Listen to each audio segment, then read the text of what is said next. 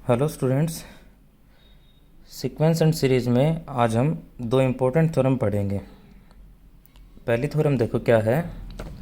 If a and b sequence of positive terms converging to a which is greater than zero and b n is equal to a one into a two into a n whole power one by n, then sequence b n converges to a. Theorem क्या है कि A N अगर कोई sequence है positive terms की जो किसी number A को कन्वर्ज करती है जो जीरो से बड़ा है, और बी एन सीक्वेंस हमने बनाई है। बी एन कैसे बनाई है? जो ए एन सीक्वेंस थी उसी की टर्म से उसकी एन टर्म को मल्टीप्लाई करने के बाद सारे के पावर वन बाई एन करनी है। तो ये बी एन सीक्वेंस बनेगी। इसकी फर्स्ट टर्म क्या आएगी? ए वन की पावर वन। सेकेंड टर्म क्या आएगी? B two a one into a two सारे की power one by two. Third term क्या आएगी? A one into a two into a three सारे की पावर वन बाई थ्री। ऐसे इसकी टर्म आएंगी सारी। तो कहता है कि जो ये सीक्वेंस बी एन आएगी ये बी एन भी ए को कन्वर्ज करेगी। ये प्रूव करना है। तो इसका प्रूफ देखो क्या है। हम सी एन कोई सीक्वेंस मान लेंगे जो है लॉग ऑफ ए एन। तो सी एन की लिमिट चेक करेंगे, सी एन किसकी तरफ कन्वर्ज करेगी। जब लिमिट निकालेंगे तो ए एन ए को कन्वर्ज करता था, तो सी एन किसको कन्वर्ज कर जाएगा? लॉग ए को। तो यहाँ से क्या मिल गया कि सी एन लॉग ए को कन्वर्ज करती है। अब हमने कल पढ़ा था कोची फर्स्ट थ्योरम। वो क्या थी कि अगर कोई सीक्वेंस ए एन ए को कन्वर्ज करती है तो उसकी एन टर्म का सम करने के बाद एन से डिवाइड कर देंगे तो भी वो ए को ही कन्वर्ज करेगी। तो यहाँ पे सी एन जो सीक्वेंस है वो लॉग ए को कन्वर्ज करती है।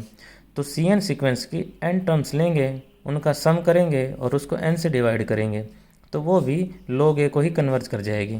तो क्या होगा? Limit n tends to infinity c one plus c two plus c n whole divided by n is equal to log a. यानी कि जो ये सीक्वेंस आएगी वो एक लॉग ए को कन्वर्ज कर गई। अब सी एन हमने कितना मान रखा है? Log a n. तो यहाँ से सी वन की वैल्यू पुट करेंगे, वो आएगी log a one, c two की लॉग ए टू और सी एन की log a n, one by n बाहर कर दिया है, is equal to log a. अब लॉग की प्रॉपर्टी लगाएंगे इस पर। Log of m plus n कितना होता है? Log m into N.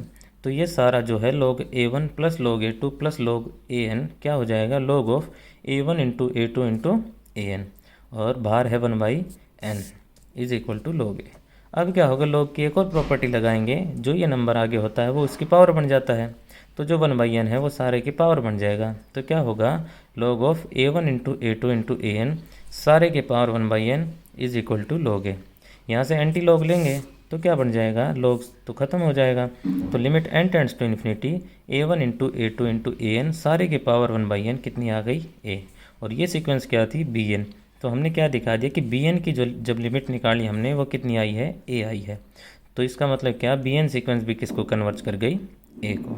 यही शो करके दिखाना था इसमें। इसके बाद आगे एक इम्पोर्टेंट थ्योरम है स्क्विज प्रिंसिपल। उसकी स्टेटमेंट देखो क्या है। If a n b n c n are three sequences such that a n is less than equal to b n is less than equal to c n for all n. Second, a n converges to a and c n converges to a, then sequence b n is also converges to a. इसकी statement क्या है कि ए n b N और c N अगर कोई तीन sequences हैं, और वो कैसे हैं? जिनमें ए एन सबसे छोटी सीक्वेंस है, बी एन उससे बड़ी है और सी एन सबसे बड़ी है। और दूसरी कंडीशन क्या कि जो ए एन सीक्वेंस है वो भी ए को कन्वर्ज करती है और सी एन सीक्वेंस भी ए को कन्वर्ज करती है। यानी कि ए एन भी उसी एक नंबर को कन्वर्ज करती है और सी एन भी। तो ये थ्योरम क्या कहती है? जो बीच वाली सीक्वेंस है बी एन वो भी उसी नंबर ए को कन्वर्ज कर जाएगी। इसका प्रूफ देखो। हम एप्सिलॉन जीरो से बड़ा कोई नंबर मान लेंगे। अब हमें दे रखा है कि ए एन ए को कन्वर्ज करती है और सी एन भी ए को कन्वर्ज करती है। तो इन दोनों पे डेफिनेशन लगाएंगे तो क्या होगा कि हमें एक पॉजिटिव इंटीजर m1 मिलेगा ए एन के लिए और m2 मिलेगा सी एन के लिए। उसके लिए क्या होगा कि mod of a n minus a is less than epsilon for all n greater than equal to m1 and mod of c n minus a is less than epsilon for all n greater than equal to m2। ये इसको converge करती हैं तो हमने इस पर definition लगा दी। अब आगे देखो, हम m कोई नंबर मान लेंगे इन दोनों का मैक्सिमम m1 और m2 का। तो इस m के लिए क्या हो जाएगा कि an माइनस ए का मॉड एप्सिलॉन से छोटा और cn माइनस ए का मॉड एप्सिलॉन छोटा होगा कब, for all n greater than equal to m हो जाएगा। अब की बार m1 m2 दोनों हट जाएंगे, उन दोनों को हटा के हम एक नंबर m रख सकते हैं अगर m इन दोनों का मैक्सिमम है तो। मैक्सिमम के लिए ये दोनों कंडीशन होल्ड हो जाएंगी। अब ये क्या लिख रखा है, mod of an minus a is less than epsilon. इसका मोड खोलेंगे तो क्या होगा, minus epsilon is less than an minus a is less than epsilon. और ऐसे ही इसका खोलेंगे तो minus epsilon less than cn minus a less than epsilon और for all n greater than equal to m। यहाँ a ऐड कर देंगे तो क्या होगा, a minus epsilon less than an less than a plus epsilon, और इसमें भी a ऐड करेंगे तो क्या होगा, a minus epsilon less than cn less than a plus epsilon for all n greater than equal to m। अब हमें दे क्या रखा है कि an is less than equal to bn is less than equal to cn, यानी कि bn बीच में है, an छोटी है उससे और cn बड़ी है उससे। और यहाँ हमने क्या लिख रखा है कि a माइनस एप्सिलॉन an से छोटा है और a प्लस एप्सिलॉन cn से बड़ा है। तो हम यहाँ से क्या पुट करेंगे कि a माइनस एप्सिलॉन छोटा रहेगा, an से छोटा है और an से बड़ा bn है, bn से बड़ा cn है और cn से बड़ा क्या है, a प्लस एप्सिलॉन है, यहाँ लिख रखा है for all n greater than equal to m। और इसको लिख कैसे सकते हैं, इसको हम ऐसे भी तो लिख सकते हैं कि a minus epsilon is less than bn is less than a plus epsilon for all n greater than equal to m। और इसमें क्या करेंगे, जब a सब्ट्रैक्ट कर देंगे तो ये हो जाएगा minus epsilon less than bn minus a less than epsilon for all n greater than equal to m।